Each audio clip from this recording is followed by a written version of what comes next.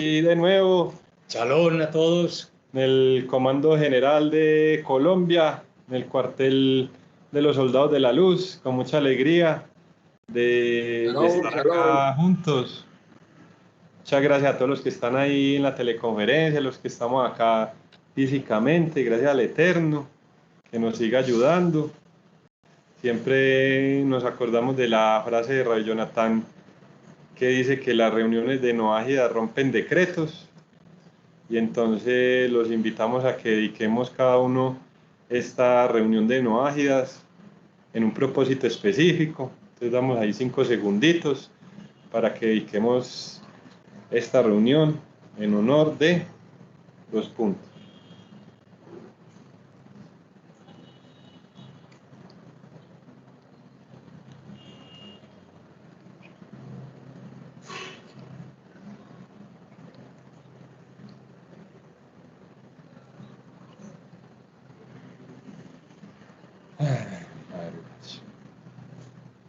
Baruch Hashem, bendito el Eterno. Entonces, Dios mediante hoy vamos a tratar de clarificar con el favor del Eterno qué significa ser noágida, qué significa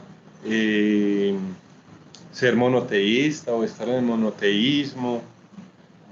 Yo estaba pensando ponernos a estudiar el capítulo 4 de este libro, pero veo que, o sea, se nos complicaría más la cosa, porque es bastante profundo. No es que pues, nosotros no seamos capaces, sino que siempre hemos tenido pues esa tónica de la simpleza y de la participación.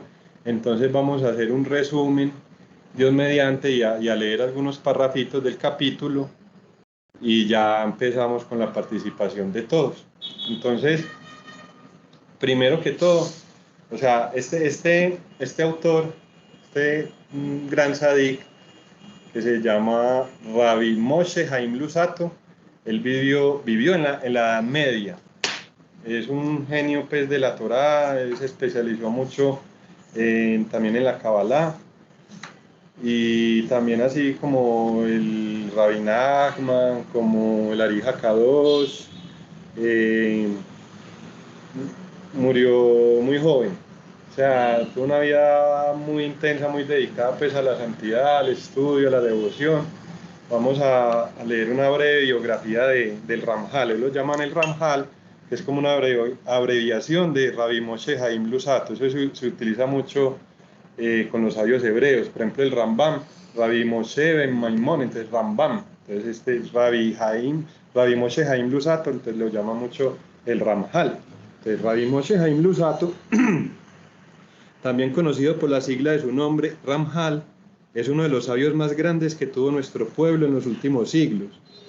El Ramjal nació en la ciudad de Padua, Italia, en el año 1707, bueno, nada más allá de la Edad Media. Ya desde niño, el Ramjal sobresalió por sus increíbles cualidades y su gran memoria, además de estudiar Torah con renombrados rabinos hasta convertirse en un gran erudito. Su padre lo educó también en otras áreas del estudio. Es así que además de saber hebreo, arameo e italiano, el Ramjal dominó el francés, el latín y el griego, y también fue un gran conocedor en el campo de la literatura. Ya de joven, el Ramjal se adentró en un estudio de la Kabbalah y se cuenta que aún antes de llegar a los 20 años de edad sabía de memoria todo el Talmud. Y conocía perfectamente todo el Zohar y los escritos del Ari de bendita memoria. O sea, este tipo de personas son personas muy especiales, son almas muy especiales. No nos sintamos mal porque uno, ay, no, yo con la edad que tengo y medio me leo los libros del Rabar. No, estos son almas que ya están refinadas desde antes de bajar acá a la tierra, cuando estaban en el cielo.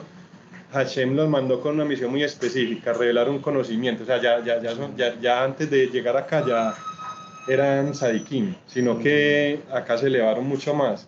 Entonces son almas, por eso viven tan poquito, o sea, vinieron a imprimir un cambio grande en la humanidad. En este caso, Shalom, don Aarón. Entonces, bueno, sigue así. Según se cuenta, entre los años 1730 y 1735, antes de llegar a los... Se cuenta entre los años 1730 y 1735, antes de llegar a los 30 años de edad, el Ramjal ya había escrito más de 40 libros y ensayos. Imagínense. A los 30 años de edad, ya había escrito más de 40 libros y ensayos. Aunque muchos importantes cabalistas de Italia consideraron al Ramjal un sabio grande y serio, hubo otros sabios que se opusieron a sus escritos y su camino. También es muy, por ejemplo, con el Rabbi Nachman de Breslev también, cuando la gente saca algo nuevo, se le oponen. Pero nuestro Rabbi Nachman decía que eso era muy bueno, sí. Que hubieran opositores para poder crecer más. El Rabbi Nachman decía que esa oposición era como el agua para un árbol. Exacto. Porque lo ayudaba más a estudiar, a enfocarse en su camino y no estar pendiente de la aprobación de los demás. Que antes daba gracias porque hubieran esos opositores. Sí, sí. Eso muchas veces pues también le pasa a uno en cierto contexto, en cierta medida. Entonces también le enseña a uno que uno depende de Hashem, no de la aprobación de los demás, y eso le da a uno mucha seguridad y confianza en sí mismo, porque hay cosas que el único que lo puede resolver es uno. Hashem le manda esa iluminación y uno es el que... Hay cositas, pues, cada uno tiene su cualidad, pero hay cosas que lo único que lo puede hacer es uno, entonces muchas veces se encuentra en la oposición. Exacto. Claro que pues a nuestro nivel pues es mucho más bajo que obviamente, sí. Pero no sobra decir.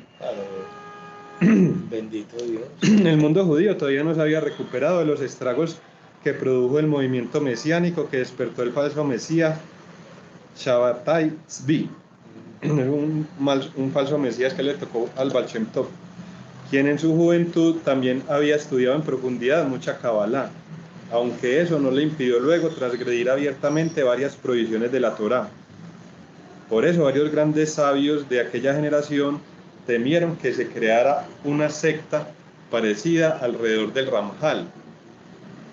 Tal vez también le resulta extraño que alguien tan joven pudiera haber escrito esa numerosa cantidad de obras tan profundas y en tan poco tiempo.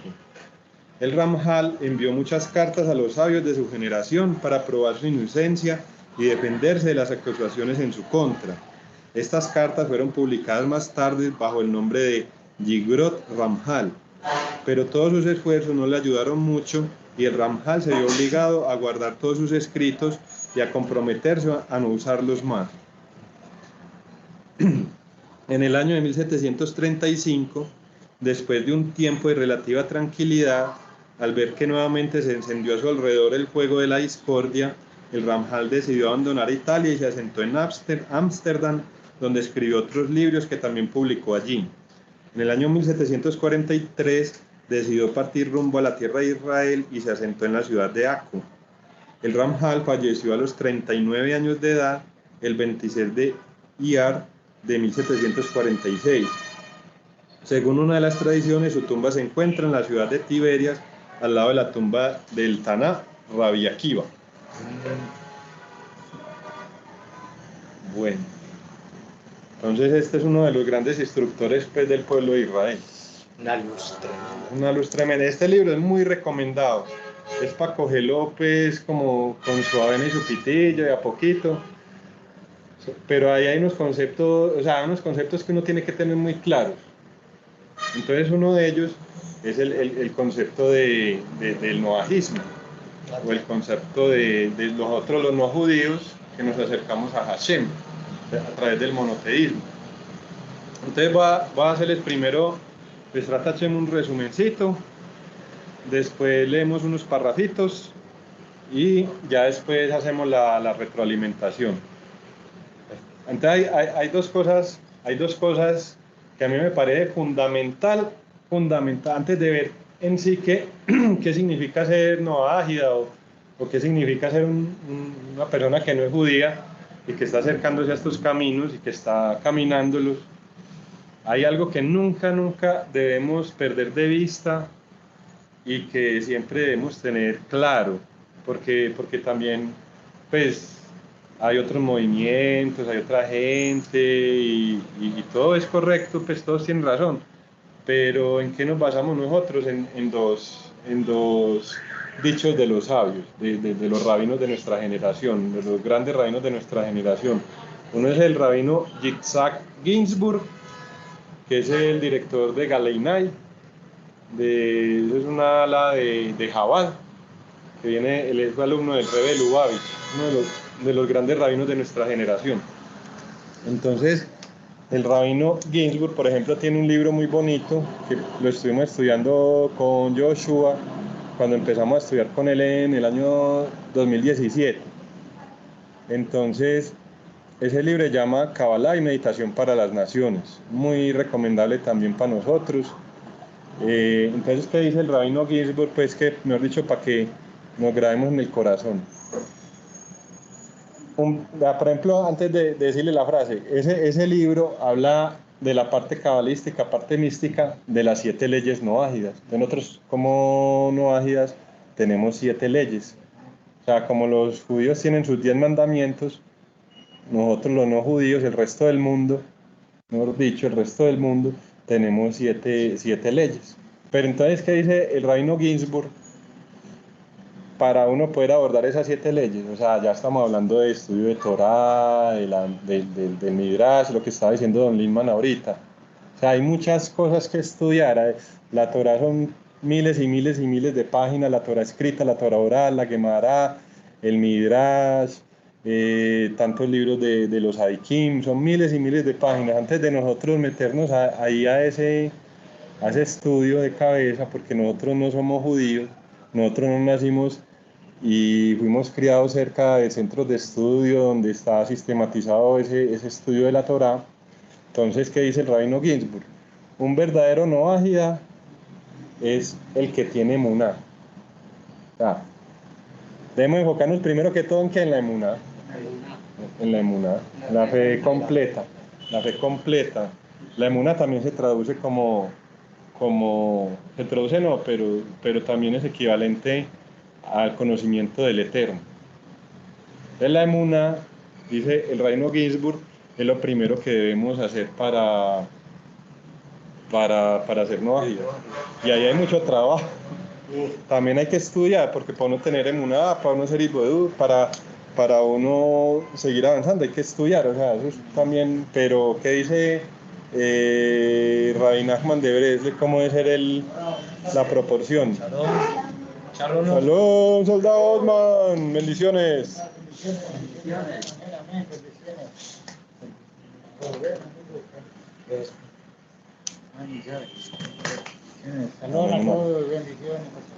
Entonces estamos diciendo que el rabino Ginsburg dice, para uno ser un verdadero noágida, lo que tiene que hacer es primero tener emuná. Bueno, me va a prender la luz, me alfa. Entonces, para uno tener emuná, pues también tiene que estudiar. Lo principal, ya vamos a la segunda frase, que es del rabino Shalom Arush. El rabino Shalom Arush dice que si usted quiere tener emuná, tiene que hacer Itbodedut. Se ganó la carita feliz. Así es las traje, se ganó la carita feliz. Entonces, ¿qué es lo que uno tiene que hacer para tener emuná? Hacer Itbodedut. Por acá ya se ganó una carita feliz.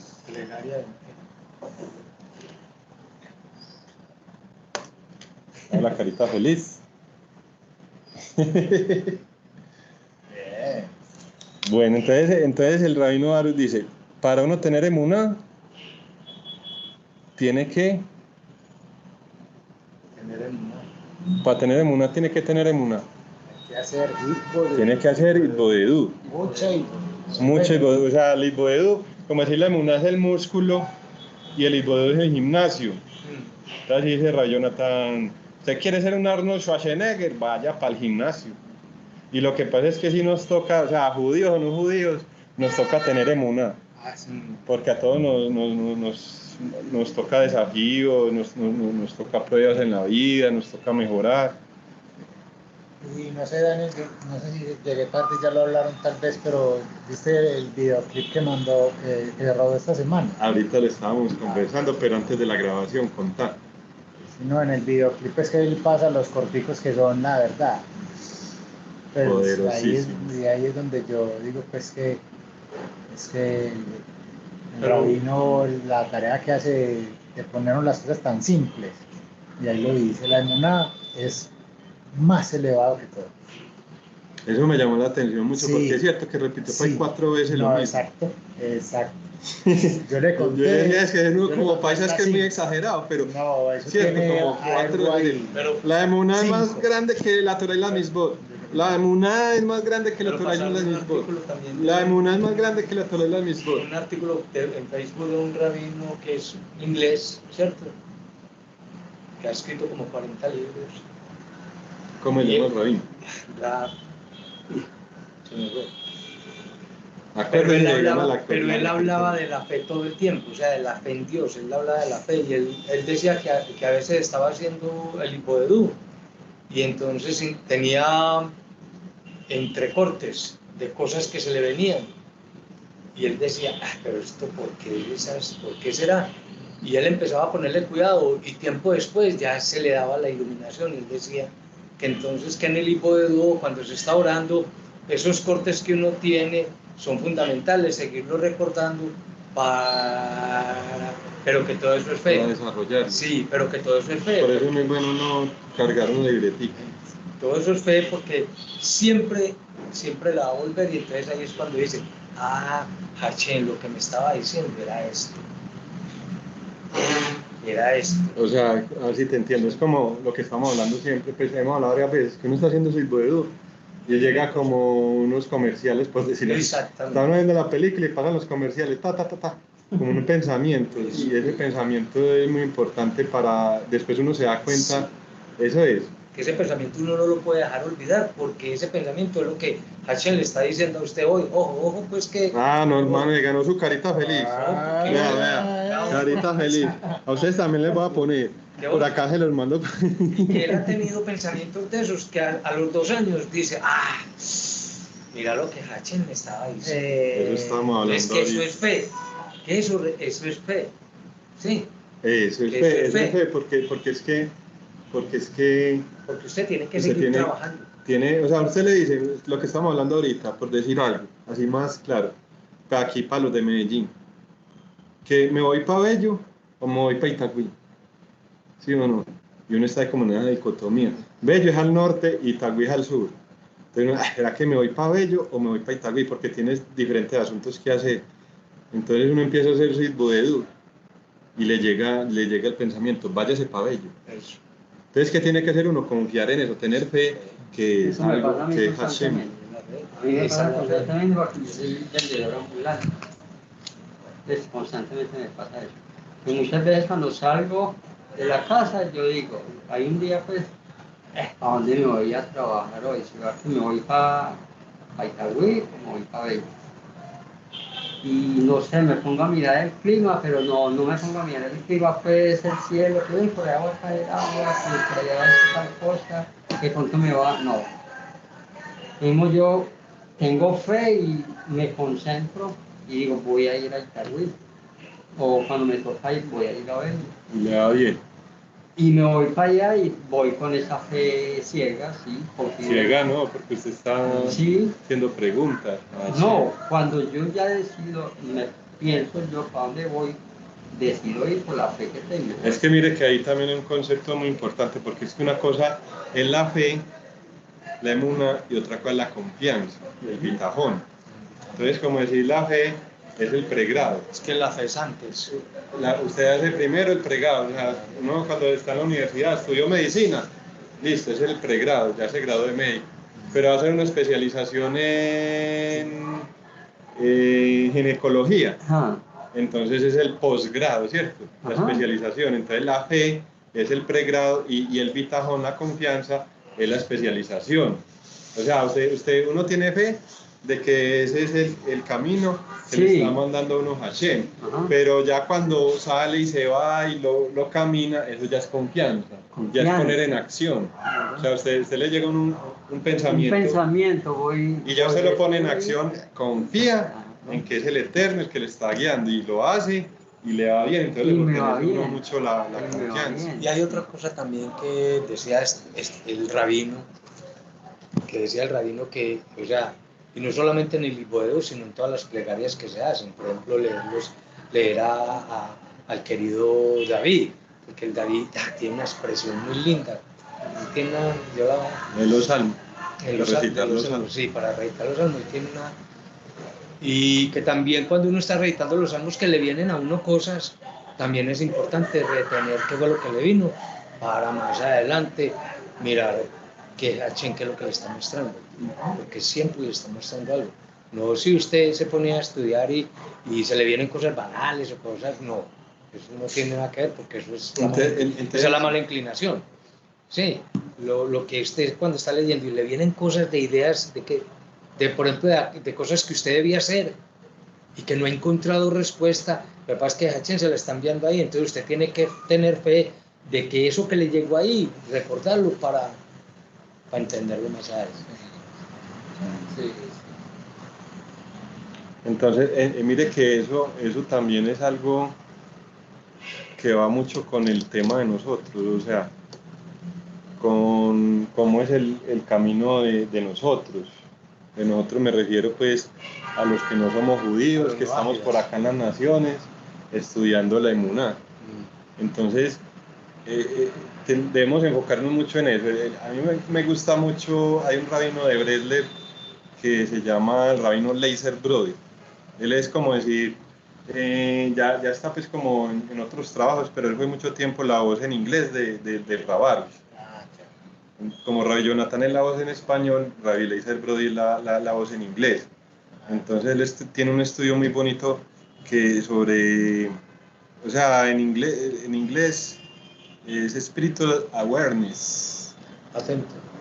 Pero es como estar despierto espiritualmente. Estar atento, despierto, sí. Entonces dice que para uno estar despierto espiritualmente, o sea, para ver esos mensajes, cuáles son los mensajes de Hashem, qué es lo que le está diciendo a uno el Eterno a cada instante, porque eso es lo que dice también mucho Abraham Shira. El Eterno siempre está hablando, siempre. Pero los que no sabemos escucharlo somos nosotros. Entonces, para poder escucharlo, dice el rabino Leiser Brody que uno tiene que ir creciendo en el nivel de tranquilidad del alma. El nivel de tranquilidad del alma es la confianza, el bitajón en el Eterno, que también rabino Leiser Brody lo extrae del libro Los Pórticos de la Confianza, de Rabino Behaye, que es una obra clásica, que también se basa mucho el Rabarush en sus libros, en ese libro. Entonces él lo adapta en tres circunstancias, en tres puntos. O sea, ¿qué significa para él, según el estudio de Rabino Behaye, qué significa la confianza en el Eterno o el bitajón? Entonces, uno, tranquilidad del alma. Tranquilidad del alma. Entonces, no estar uno acelerado, ay, ¿qué va a hacer esto? ¿O qué pasó esto? Estar ahí, no. Tranquilidad. ¿Cómo se adquiere la tranquilidad del alma? Pues para nosotros, como a través del Libodeo. A través del Libodeo. Uno muchas veces está ahí con los pensamientos y que será esto, será aquello, y uno empieza a hacer su Libodeo y empieza a tranquilizarse. El Rabbi Levi ayuda a hacer las cosas uno con calma, no acelerarse. Uno tiene que parar el tiempo. Ahora en la casa de Miguel, cuando yo estaba poniendo la persiana, que yo en un momento, ¿yo qué hago para poner esa persiana? Pues uno cuando se desespera no piensa bien, no hace bien las cosas. Entonces me tranquilicé y voy a hacer esto, y lo hice y me salió. En un momento pensé que no iba a ser capaz. Eso le ayudó mucho el Libodeo. Sí. No ve las cosas tranquilamente y muchas veces es fácil, sino que uno como está ahí como acelerado, sí, acelerado, no ve bien. Hace 5 minuticos de Libodeo, mismo Sí, Sí. y es acumulativo, uno va haciendo, y le da más fácil uno cuadrarse, sino que de todas formas, Porque yo le si uno hace 5 minuticos de hipodud antes de hacer alguna cosa, ya es más fácil. Entonces, uno de los maestros de Rabbi Arush, que es Rabbi Levi Yitzhak Bender, que es uno de los grandes adikim de Breslev, decía que una hora de hipodud la llamaba era una hora de Ishuv Hadat, una hora de tranquilidad mental, una hora de Ishuv Hadat, traduce así como literalmente del hebreo, mente sentada.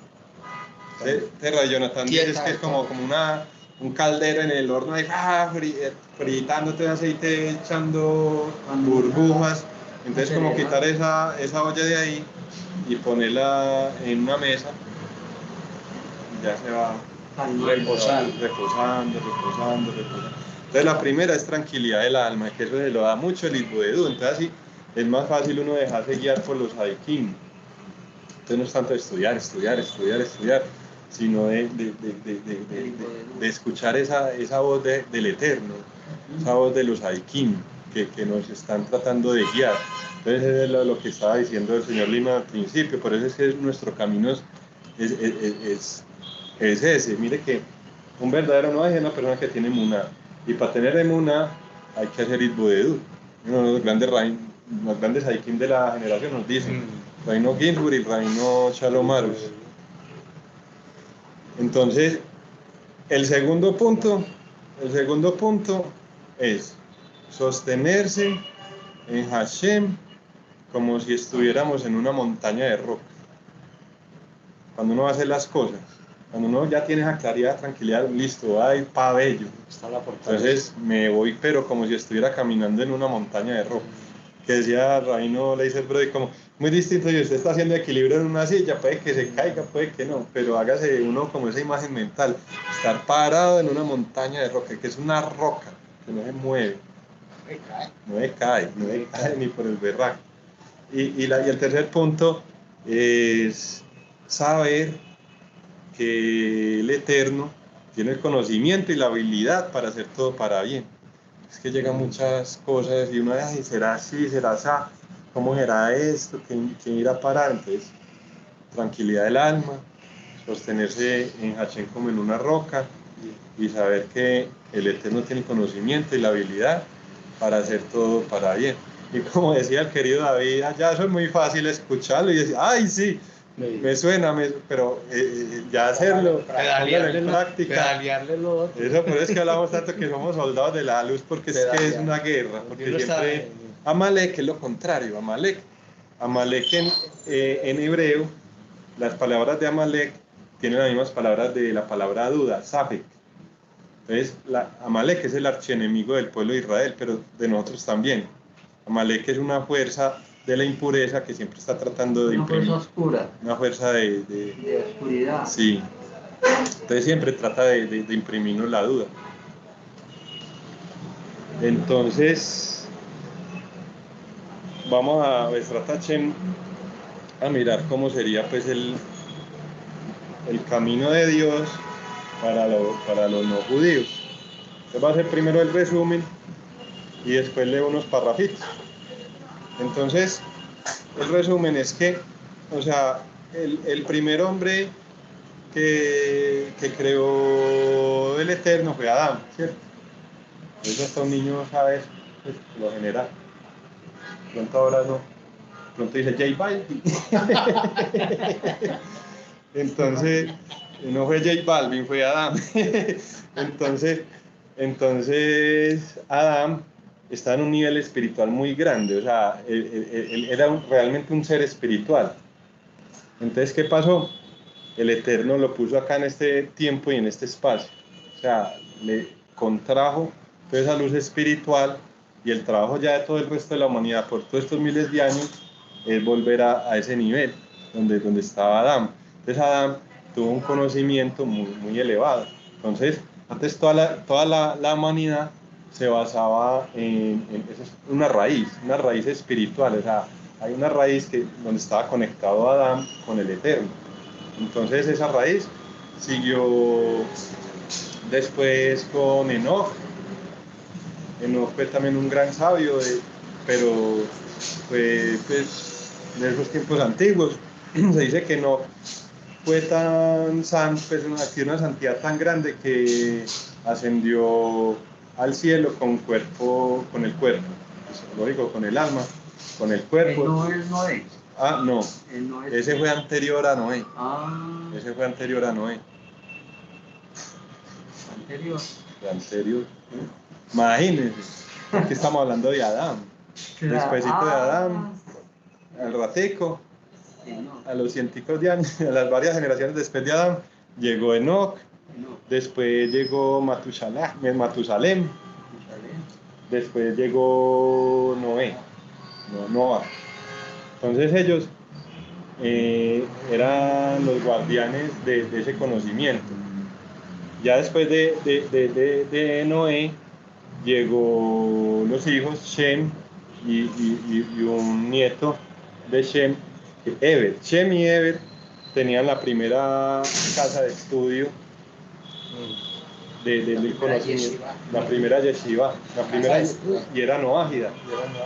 Era noágida, o sea, era el conocimiento del camino de Hashem, pero también nos llama monoteísmo. A mí me parece chévere la palabra monoteísmo porque entiende uno más el concepto. O sea, tenían el conocimiento de la emuná, porque es que mire que la emuná básicamente es eso, la emuná desde un punto de vista de la Kabbalah es el malhut, es el reinado. O sea, el reinado es saber que hay alguien que es el rey y que controla y dirige todo y uno ser receptivo a eso. O sea, no soy yo, no es la otra persona, no es las circunstancias, sino que es el eterno. Todo lo que pasa no se mueve ni la hoja de un árbol, sino es por la voluntad del eterno. Ese es el monoteísmo, la emuná, es la emuná. Saber que todo lo que pasa, entonces están las 3 reglas de la emuná. Todo lo controla y lo dirige Hashem. Primera regla. Segunda regla, todo es para bien porque Hashem es absolutamente bueno. El concepto del mal no existe. Y todo tiene un propósito o un mensaje oculto. Entonces eso fue ese conocimiento que ya vimos pues, en que estaba en la yeshiva de Shem y Eber. Entonces, ya pues eso fue después del diluvio, ¿cierto? Después del diluvio fue que se creó esa yeshiva de Shem y Eber, igual como ellos, según nos dice pues las escrituras, la tradición duraban muchos años, más de 700 años, ¿cierto? Entonces pasó el diluvio, fundaron esa yeshiva. Y adivinen adivinen, no piense quién estudió en esa yeshiva, en esa casa de estudio. No, hermano, va a tener que poner otra carita feliz. Abraham. También hay, digamos, de paso estudió también Jacob, Isaac. Entonces, Abraham pertenecía a esa raíz. Se podría decir que Abraham era noágida, porque es esa misma raíz. Entonces, muy bueno profundizar. No, todavía no había el concepto de judío. No existía, sí. El concepto de judío, digámoslo así, pues dentro de lo que humildemente yo puedo decir, inicia cuando Abraham hace el pacto con Hashem, el pacto de la circuncisión. El pueblo de Israel. Ahí empieza ya. El pueblo de Israel y los judíos. Exacto. Por la liberación. Y Isaac es considerado el primer hombre que nace siendo judío, porque nace bajo el pacto de la circuncisión que ya había hecho Abraham. Sí, el pueblo de Israel como tal fue después del recibimiento de la Torá. En la época que estamos hablando de Shem y Eber, de Jacob, de Yitzhak, de Abraham, la Torá era solamente la Torá oral. Ya cuando se recibió la Torá en el monte Sinaí, ahí sí ya se especifica más, están el pueblo de Israel y el resto del mundo. Ya después, más adelante, ya el concepto, pues la palabra judío viene de Yehudá, de la tribu Yehudá, porque fueron los únicos que se conservaron, las otras se conservaron varios, pero hay unas tribus que se perdieron. Para no meternos mucho en eso, pues, no salirnos mucho del tema, pero quedó la tribu de Yehudá. La mayoría de los judíos venían de esa tribu de Yehudá y viene el término Yehudí. Yehudí, que significa también el que alaba al Eterno. Entonces nosotros a nivel espiritual también tenemos eso, pero a nivel físico tenemos otro camino, que es muy parecido. Entonces lo que quiero pues como que nos quede claro es eso, que todos venimos de esa misma raíz, ¿cierto? Entonces ya después del diluvio vino la generación de la Torre de Babel. Entonces en la Torre de Babel, ahí cuando eso Abraham tenía 48 años, ya él estaba estudiando en la yeshiva de Shem y Eber. Y entonces, en el momento de la Torre de Babel, ya se forman las 70 lenguas. Y cada una de esas 70 lenguas es una raíz espiritual. Antes había una sola raíz, que era la de Adán, que el guardián de ese conocimiento, de esa raíz espiritual, era Noé. Se dice que fue Noé porque después del diluvio, según la tradición, solamente quedó Noé y la familia. Entonces, pero nosotros llamamos los hijos de Noé. Pero es el mismo monoteísmo, que es la emuná. ¿Verdad qué bonito? O sea, mire que es lo que esa sabiduría que tienen los rabinos. Un verdadero novaje es una persona que tiene emuná. Y lo que dice el rabal, una persona que quiera tener emuná o quiere subir su nivel de emuná, tiene que hacer itboedut. Entonces mire que nos vamos a lo sencillo y a lo práctico, porque hay muchos datos y trata de uno poder estudiar bien todos estos libros. Pero entonces, ya cuando hubo la Torre de Babel, que quedaron las 70 raíces, entonces 70 lenguas, que es la confusión de lenguas. Antes se hablaba. Dios quiso que habláramos diferentes, 70 lenguas diferentes. Eso fue lo que Hashem quiso. Sí, el Eterno quiso que hubieran 70 lenguas diferentes. Es como 70 raíces puede que haya otras lenguas. No, Daniel, pero es que hay como 300 lenguas en el mundo. No, pero, y ahí fue cuando se dispersaban por el mundo. Pero todas tienen una misma raíz. Todas tienen una misma raíz. De esas 70. Y antes de eso se hablaba una sola lengua, que era el hebreo. El hebreo, eso. Entonces quedaron a 70 raíces espirituales también. Y ya Abraham volvió y sacó la raíz principal, que es la raíz del monoteísmo. Entonces, por ejemplo, ahora en la parashá Sará, la vida de Sará, habla de cuando Abraham fue a comprar la cueva a donde fueron hititas. Y los hititas eran adoradores de serpientes, adoraban a las serpientes. Y son cosas muy bonitas. Por ejemplo, los indígenas tienen sus cosas con los animales y todo, y no es como para uno estigmatizar, pues nada, tienen esa raíz. Pero entonces siempre está como esa contraposición. Pero, a ver, ellos adoraban a la serpiente, pero no adoraban a Shem. O sea, ¿cómo era eso? Por ejemplo, lo mismo que los griegos. Ajá. Los griegos tenían muchos dioses. Sí.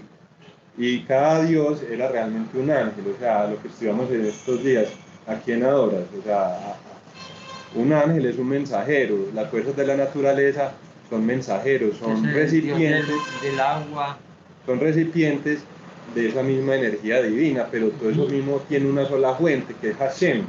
Entonces ese conocimiento como tal es el que ha venido desde Adán, y que ya después, por decirlo así, a Abraham lo rescató, el solito, muy berraco, porque Abraham, Haibrit, en ese momento el mundo tenía un nivel de corrupción también muy grande, y entonces todo el mundo era pensando en esa parte de la idolatría, que no estamos diciendo pues que las otras religiones no, ni que las religiones ancestrales de los indígenas no, pero estamos refiriéndonos más a la parte de la idolatría de las personas que creen que simplemente con rezarle a un Dios específico, con eso se les soluciona la vida, y no son conscientes de que todo depende de las decisiones que uno tome.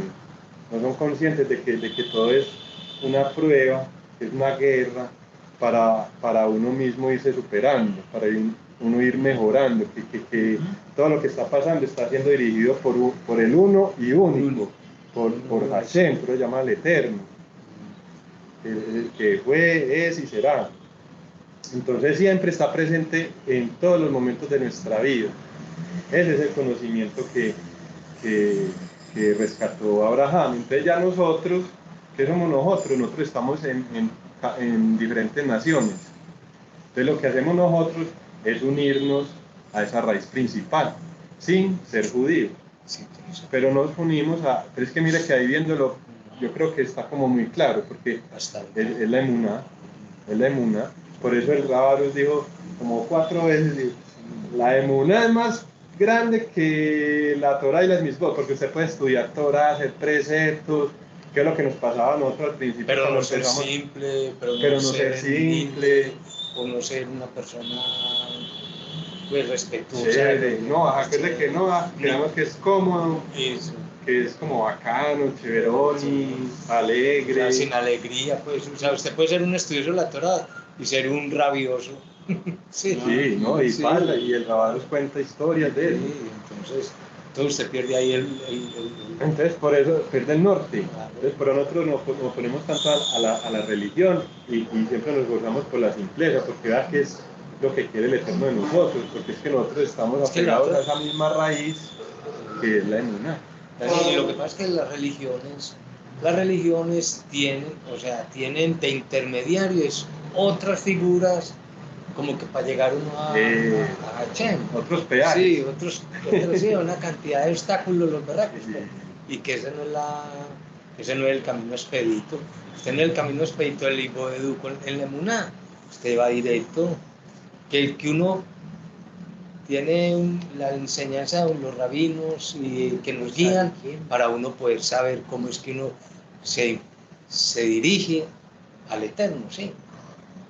Pero aquí es una diatriba de cosas, esto y lo otro, y ¿no? que ese es el conocimiento que rescató Abraham. Exactamente, y que uno está... Y que nosotros nos estamos adhiriendo a él. Limpiando, que estamos limpiando del otro lado. Limpiando del otro lado y cogiendo... Y agarrando más ese camino. Exacto. Camino de Hashem. ¿Entendido? ¿Han entendido, muchachos? Sí. Que quieren participar, adelante. Ahora ya si los micrófonos son de ustedes. Sí. Adelante, ¿cómo les pareció? Claro, medio claro. ¿Qué inquietudes tienen? ¿Qué pensamientos les llegan? ¿Qué quieren expresar? Compartan. Adelante. Shalom. Pues sí, pues nuevamente reforzando todos los conocimientos que nos han entregado ya nuestros rabinos y nuestros mones de la emuná, de la importancia de la emuná y de que el bitajón pues es la expresión máxima de la emuná, ¿no? La confianza completa en el Creador y que no es fácil alcanzar este camino, es un trabajo constante. Y pues muy interesante la pequeña porción o la gran porción de Torah que nos entregó hoy mi querido Daniel, recordando a Abraham, que todo el masismo viene desde ahí, y recordando también que tenemos que tener esa emuná en el Creador y con esa podemos ir avanzando, aunque a veces no avanzamos al ritmo que nosotros quisiéramos, ¿no? A veces quisiéramos abarcar mucho, pero como hace rato antes de empezar comentábamos, primero tenemos que estar dispuestos a aprender y vaciarnos y no llegar con que eso ya me lo sé, ¿no? Porque cada vez que repasamos una clase aparecen nuevos conceptos, nuevas enseñanzas, nuevas maneras de hacer hipodedut, nuevas participaciones de todos los compañeros y cada quien tenemos perspectivas diferentes de ver todo esto y nos es de gran ayuda para nosotros. Y pues está bien a seguir adelante en este camino para alcanzar la verdadera emuná y ponerla en práctica.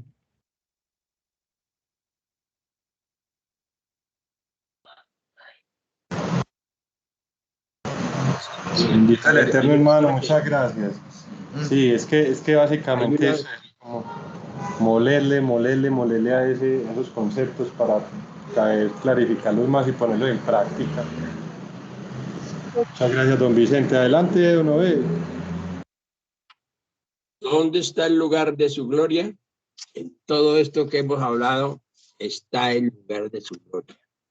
Yo me he puesto me gusta escribir, me gusta leer, escucharlos a cada uno y en el tono de su voz medir la seguridad o la duda.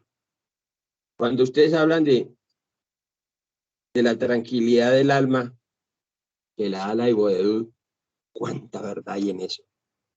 Pero para quienes ya lo hemos hecho, entonces yo decía, me he quedado muy corto porque no le hemos enseñado a nadie.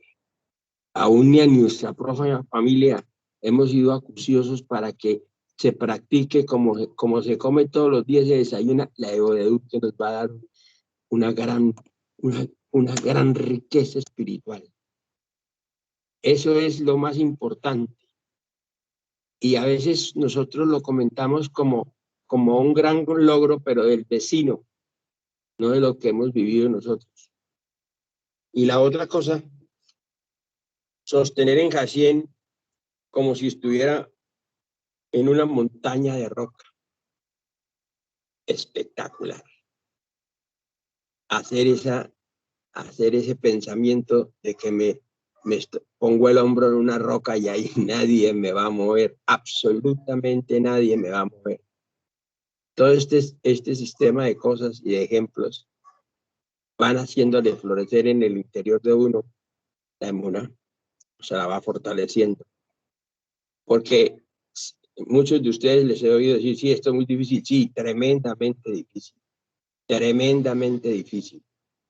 ¿Por qué? Porque uno quiere que las cosas sean ya, bueno, yo como tengo emuná y me pasa algo difícil, inmediatamente quiero que ya esté la solución, porque nosotros todos, y más en Colombia, queremos que todos nos lo den. Pero nosotros tenemos que hacer Ibodedud, tenemos que leer, tenemos que preguntar y irnos formando en esto.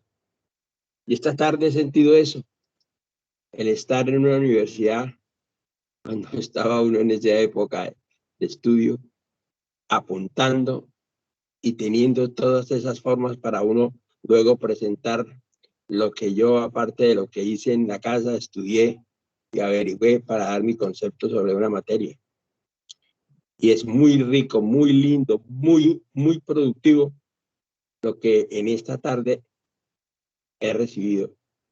Me siento agradecido con el Creador, y aparte de que estoy encontrando dónde está el lugar de su gloria en cada uno de ustedes. En cada uno de ustedes entrega una gota de ese precioso líquido. Gracias. Gracias, don Lindman, hermoso eso que usted nos está diciendo. Bendito el Eterno, gracias al Eterno. Que le siga dando sabiduría a don Lindman. Muchas gracias al Eterno que nos permite escuchar esas, como dice usted, esas gotas de néctar, esas gotas de elixir espiritual, muy bonito. Pero eso es lo que dice nuestro querido Raimundo. Fíjate que ahí hay una... Doña Liliana, adelante.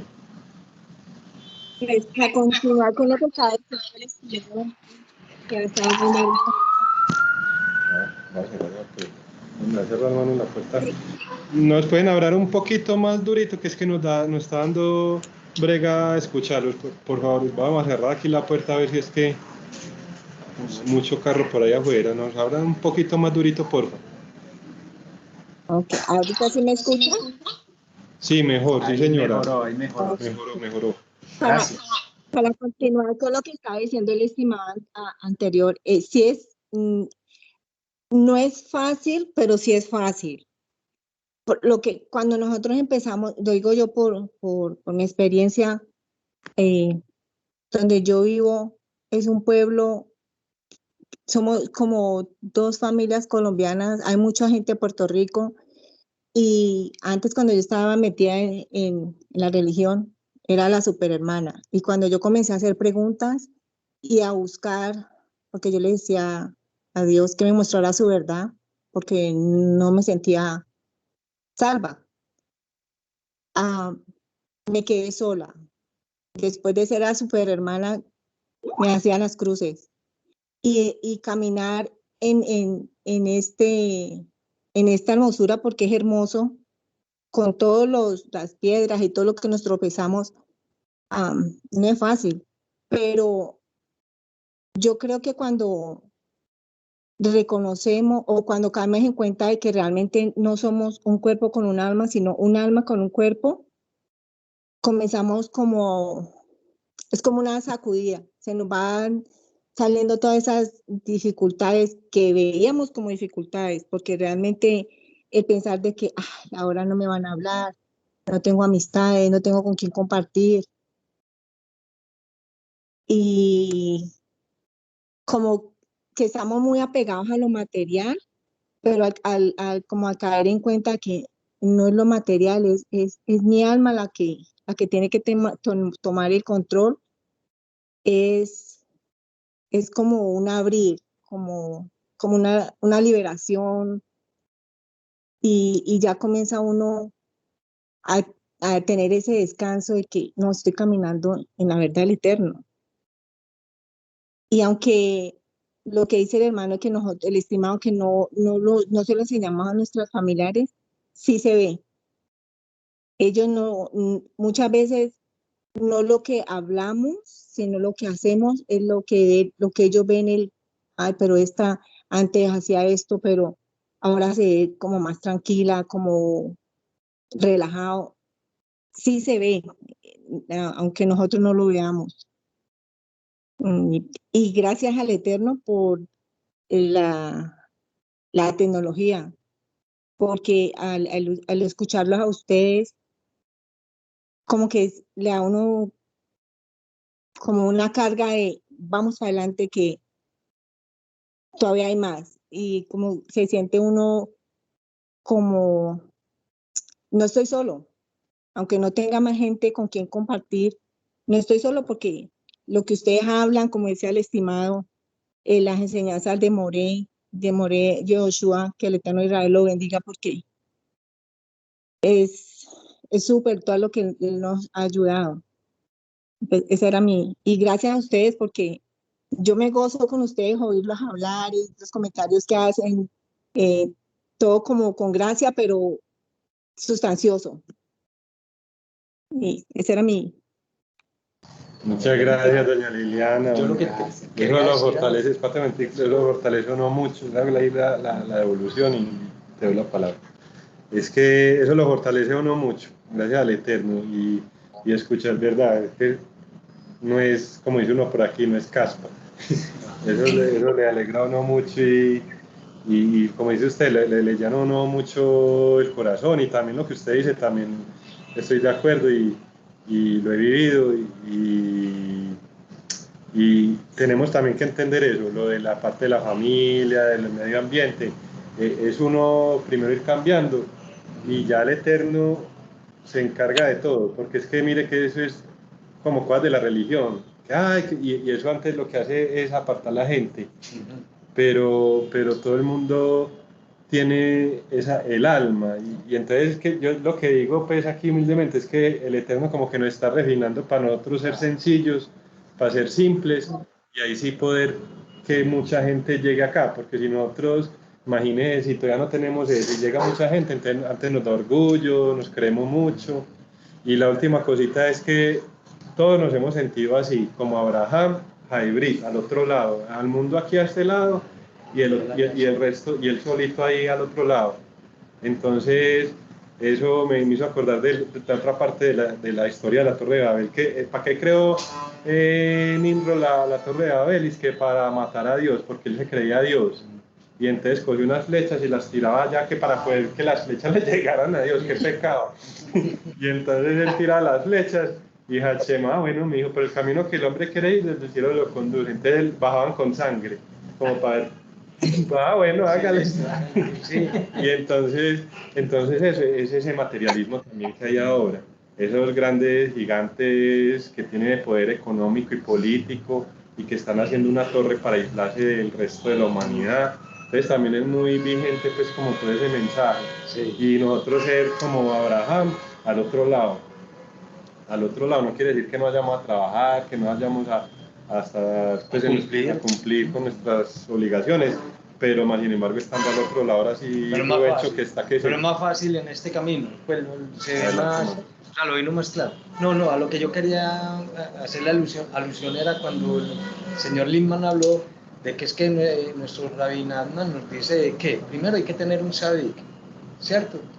Después hay que tener la plegaria, y después el estudio. Era lo que me refería, era lo que quería decir, es que o sea, hay tres... Lo que estudiamos en la lección 34 del Likutei Moharan. Que hay que tener el Sadik, que es ya nuestro Rabbi Nachman, y que está el Rav Shalom Arush, que está ahí, ¿cierto? ¿Cómo se enciende el punto del alma? Hay tres cosas. Las tres cosas. Con el Sadik, escuchándonos, estudiando, intercambiando. Conversar con los compañeros. Exactamente, porque todos aprendemos de todos. Conectándonos con... Mire que en las últimas clases pues que han participado también las personas que están allá conectadas. Entonces hacen unos aportes muy esa era mi alusión. Muy, a decirle al señor Lima que para eso es que estamos, ¿cierto? O sea, estamos con nuestro rabino, estamos con la plegaria del Ibodedú, y estamos en el estudio, o sea, creciendo juntos. Estamos entonces vamos a decir como una universidad, pero diferente porque en la universidad está el profesor y los estudiantes, en cambio aquí estamos todos somos maestros, todos somos estudiantes, entonces es conversar con el compañero, adherirnos al Sadik y hacer el Ibodedú, es la forma que nuestro punto del alma brilla, y así también es que somos capaces pues, de difundir también más ese conocimiento, la Nekudá, el punto del alma. Muy bonito, hermano. Yo que sí. Hay que ponerle otra carita feliz. No pongamos el ladrón. A ver que doña Angie estaba levantando la mano. Adelante, doña Angie. Una encima de la otra. Buenas noches para todos, espero que estén muy bien.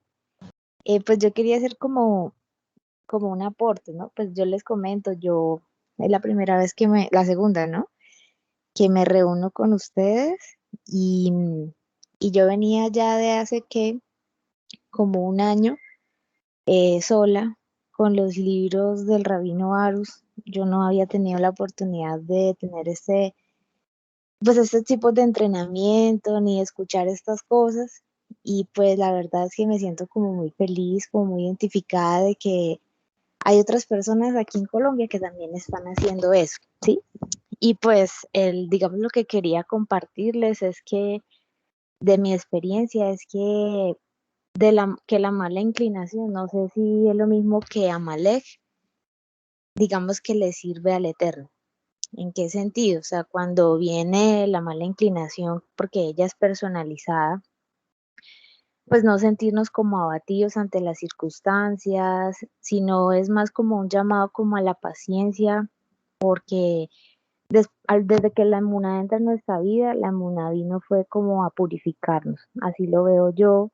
Entonces es tener paciencia porque de aquí para adelante, y como ustedes dicen, hasta los 120 años, vamos a convivir con esa mala inclinación, pero no hay que verla como un enemigo, sino más bien como un servidor del Creador, porque cuando esa mala inclinación sale y habla es porque el Creador le permite, pues así lo veo yo, porque es un área que nosotros tenemos que trabajar. Entonces, que pues no nos desanimemos, no digamos que la vida está difícil, porque no, el creador tiene control absolutamente de todo, y si precisamente la situación está apretada es porque hay algo que el creador quiere que trabajemos. Ver esa mala inclinación como algo que el creador nos está diciendo, es por acá, mira aquello, si es la ira, si es un ataque de pánico, si es la tristeza, en fin, determinada cosa. Y pues eso era lo que yo quería compartir esta noche. Bendito el Eterno. Muchas gracias, doña Angie. Sí, eso es una alegría, uno ver que hay otros loquitos como uno también por ahí. No, sí, muchas gracias, de verdad que eso le da a uno mucha fuerza, y mucha esperanza también para seguir en este camino. Ahí después, Dios mediante sí toca como meterle más el diente, como, o sea, lo de la mala inclinación, pero la mala inclinación es un ángel, pero todos tenemos parte de esa mala inclinación. Amalek es una fuerza espiritual del otro lado, que es como decir el comandante general hay muchas fuerzas, es como es el enemigo, pero también lo que usted dice es perfecto, porque eso es lo que nos enseña Rabbi Jonathan, que es también, él está cumpliendo, la mala inclinación está cumpliendo el trabajo oficio del Eterno, su oficio, que es oponésenos. Entonces nosotros crecemos un poquito de Muná, y entonces la mala inclinación crece un poquito más. Entonces nos toca crecer otro poquito más, y crece así hasta que ya cuando nos volvemos Sadikim, entonces llega la mala inclinación allá donde Hashem, mi comandante, misión cumplida, y se alegra, la mala inclinación se alegra cuando uno la vence. Entonces es muy diferente pues a los otros conceptos pues que hay por ahí rodando. Vamos a ver ¿Y para que nos cómo, veamos las caras. Daniel, Adelante, doña disculpa, Liz. Daniel, disculpa, cómo es la diferencia entre Amalek? ¿Cómo se diferencia uno cuando está recibiendo como la presión entre Amalek y la mala inclinación? No, todo eso es de la mala inclinación. Después nos pegamos una estudiadita porque para que no quede como una confusión ahí, porque sí toca como explayarnos más, pero es como si fuera un ejército, como decir el ejército de la mala inclinación. Y el ejército tiene fuerza aérea, tiene marineros, tiene muchas cosas, y una de esas cosas es Amalek. Entonces, pero todo es ese mismo ejército. O sea, es lo mismo, la mala inclinación, pero sí se puede como hilar más delgadito, pero para fines prácticos es la mala inclinación, sino que hay diferentes tipos de. Cortico se podría decir, por ejemplo, Daniel, que Amalek viene siendo así, pues como más general, concepto más general de, ¿cierto? Y la mala inclinación, ya algo muy particular, algo muy individual. Sí. Lo que es, Amalek es para todo el mundo. Exacto. Y la mala inclinación es lo que dice la señora Angie, cada uno tiene una mala inclinación diferente, que es también parecido al concepto que yo mediante con mi esposa íbamos a mirar lo del arca, lo del animalito. Cada uno es pero bueno, eso lo miramos después para no dañar para que quede bien organizado. Pero mire que la mala inclinación puede ser la rabia, puede ser la lujuria, puede ser el egoísmo, puede ser la falta de autoestima. Amalek es específicamente la duda, entonces, pero es como un ejército. Y la mala inclinación es la que domina eso, pero sin embargo cada uno tiene una diferente. Y está como tal el ángel. La que tiene que trabajar. Sí. Entonces o sea, para fines prácticos es eso, todo eso es la mala inclinación. Ya después Dios mediante nos quedó la tarea para que nos haga un estudio bien chévere sobre conocer al enemigo para poderlo vencer. Ese es el enemigo. Estimado Dani, adelante, don Vicente. Bueno, de lo poquito que medio entiendo, no sé si es así, pero la mala inclinación es la que nos ayuda a crecer y la que es la primera fuerza de ataque, por decir algo. Pero si a una persona la mala inclinación la vence y comienza a renegar y comienza a decir palabras, ahí es donde entra Amalek, porque de hecho, si recuerdo bien, Amalek fue cuando el pueblo de Israel se quejó, fue cuando atacó a Amalek. Entonces, nosotros antes de llegar a Amalek tenemos que vencer a la mala inclinación para no dejar que esa inclinación active la entrada de Amalek. Bueno, yo así lo medio entiendo, no sé si estoy en lo correcto. Correcto. Carita. Soldado Vicente, carita feliz para Vicente. Sí, no, es eso, es que como uno tiene la mala inclinación, ¿cierto? Entonces cuando la mala inclinación, Dios guarde, ya empieza a dominar, es como que le abre la puerta, es como, no sé si ustedes vieron la película Troya o la historia de Troya. La mala inclinación es la que entra donde uno y abre la puerta y ya empieza a penetrar un poco de fuerzas espirituales del otro lado, o sea, de las fuerzas de la impureza, Dios guarde. Pero es así como exactamente como dice el señor Vicente, que Hashem nos guarde. Entonces por eso es que tenemos que ser guerreros, soldados, avisados de que es una guerra, porque entonces si uno se descuida, lo coge a uno la mala inclinación, lo domina y le deja la entrada a otras fuerzas espirituales, que Amalek es la principal, es como decir el comandante de ese ejército de la impureza. Y por eso Hashem, los sabios dicen en las escrituras que creó uno frente al otro. Entonces está la emuná y está Amalek. O sea, está la fe y está la duda. Pero sí, yo creo que hemos aclarado un poquito entre todos pues esos conceptos. Pero Dios, mediante que el Eterno nos dé la oportunidad de profundizar más, pero porque pues ya falta poquito tiempo para convertir a Amalek. Él lo hace por el libro de Dur, es una de las formas para combatirlo, sí. El libro de Dur, las oraciones, sí. Los salmos. Sí, porque acuérdate cuál es el fusil del soldado. El libro de Dur. El libro de Dur. Carita feliz. Carita feliz.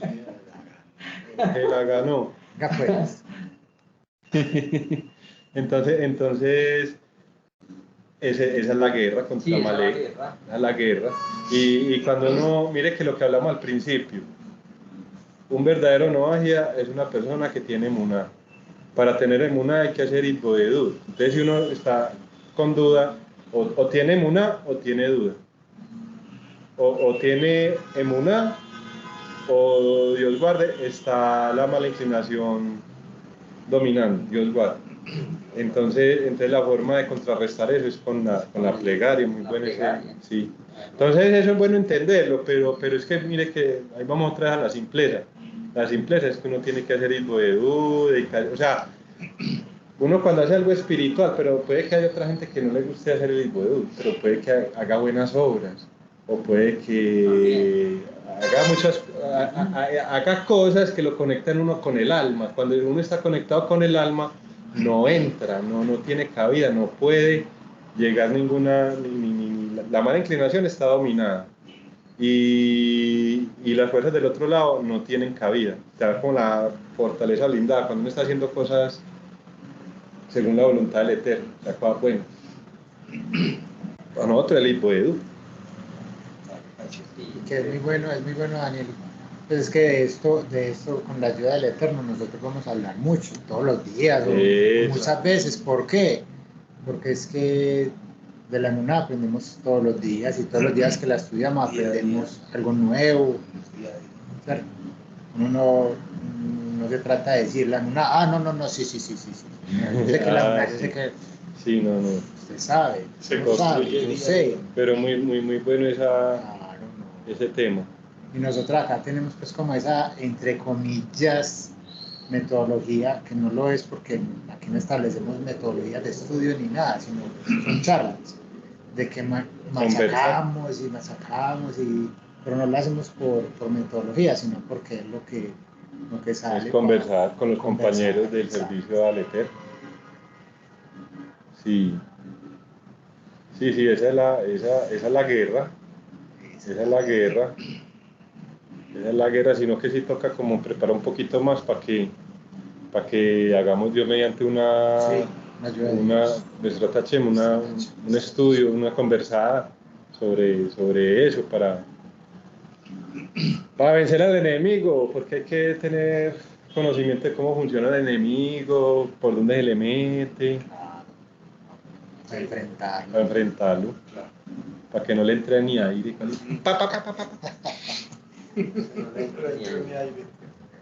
Ok, dice muchachos y muchachas, para que vamos terminando, aprovechen que ya va siendo hora de ir a reunirnos con la familia, a recibir el Shabbat, a cada uno. Doña Claret, salón.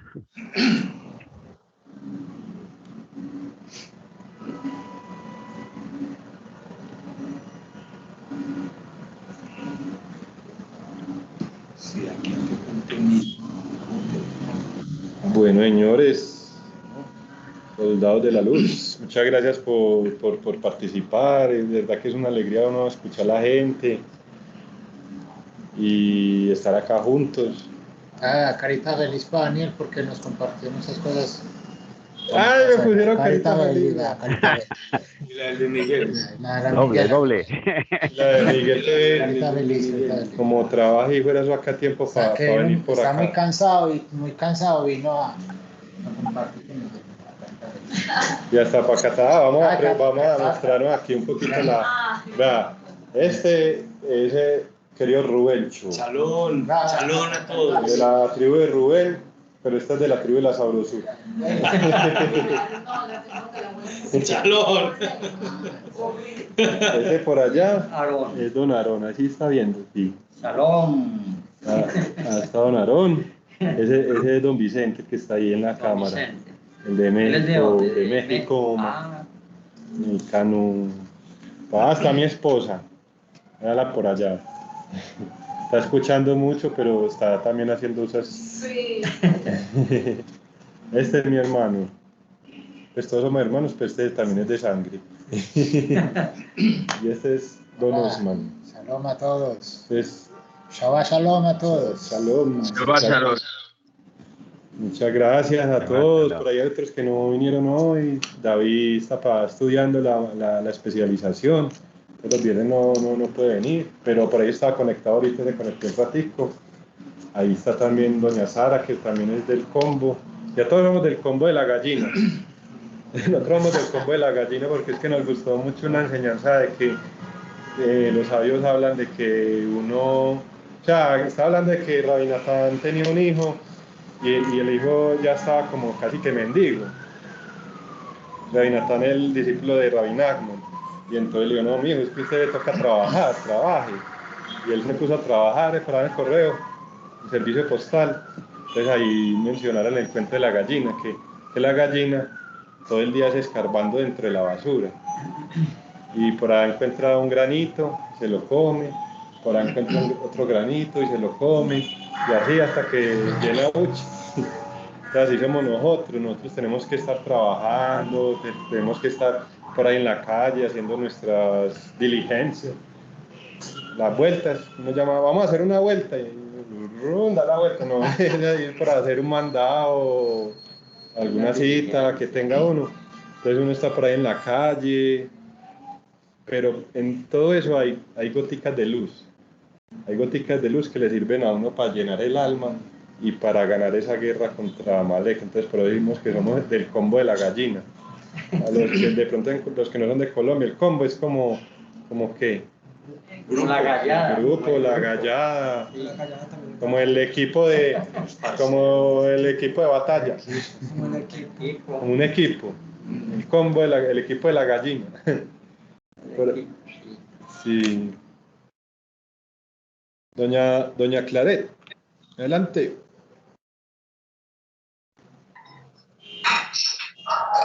Shalom a todos, ¿cómo están? Bueno, yo llegué un poco tarde, estaba en la enseñanza del Moreh Yehoshua y pues yo creo que llegué en el momento que era porque pues escuché también los comentarios de varios de los participantes y fue de gran enseñanza, de verdad que sí, gracias al Eterno pues que cada día más se aumenta el grupo, se aumenta la tropa. Y aquí reportándome, reportando la ubicación. Eso era todo. Shabbat Shalom para todos. Shabbat Shalom. Shalom. Sí, gracias al Eterno ahí va aumentando el equipo de la gallina, el combo de la gallina. Y también del burro, también somos del ejército del burro. Porque lento pero seguro, y con inteligencia, con resistencia, con perseverancia, uno dice aquí dar visaje, como el caballo que es así todo bonito, pero el caballo descansa, en cambio el burro, ese trabajo, con sencillez y a poquito.